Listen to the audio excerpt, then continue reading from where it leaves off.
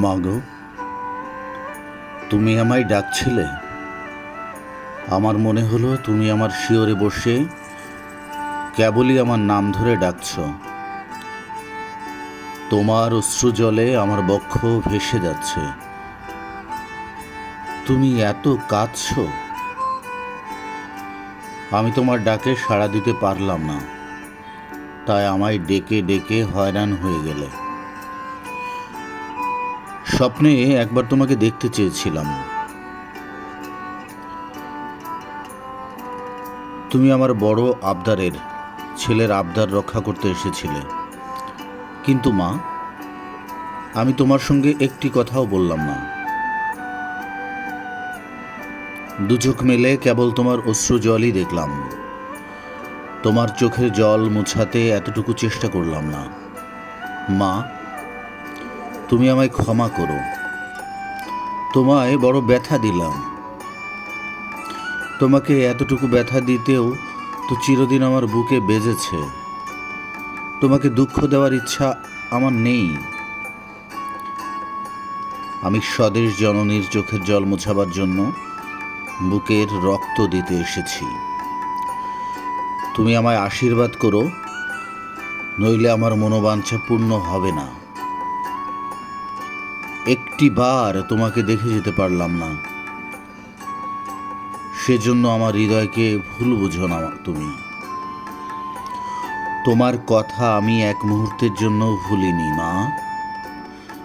প্রতিনিয়তই তোমার আশীর্বাদ প্রার্থনা করি। আমার অভাব যে তোমাকে পাগল করে তুলেছে তা আমি জানি।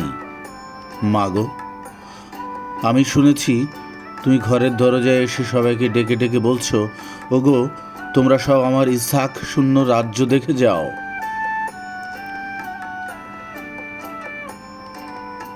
তোমার সেই ছবি আমার চোখের উপর দিনরাত ভাসছে। তোমার এই কথাগুলি আমার হৃদয়ের প্রতি তন্ত্রিতে কান্নার সুর তোলে। মাগো, তুমি অমন করে আর কেঁদো না।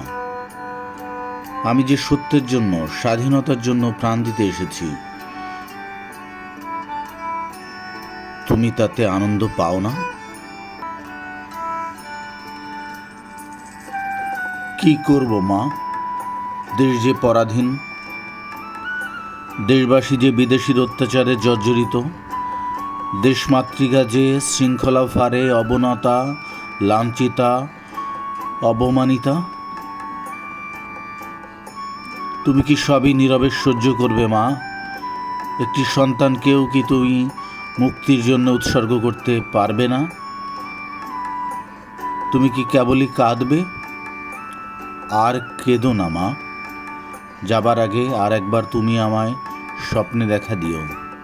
আমি তোমার কাছে জানু পেতে ক্ষমা চাইব। আমি যে তোমার মনে বড় ব্যথা দিয়ে এসেছি মা। ইচ্ছে করে ছুটে গিয়ে তোমার কাছে ক্ষমা চেয়ে আসি। তুমি আদর করে আমাকে বুকে টেনে নিতে চাইছ।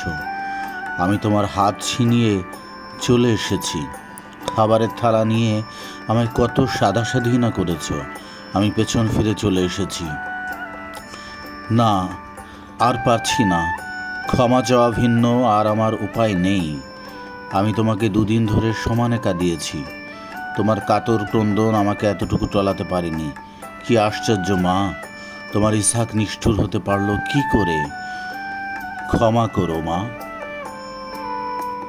আমায় তুমি ক্ষমা করো। ইতি ইসহাক।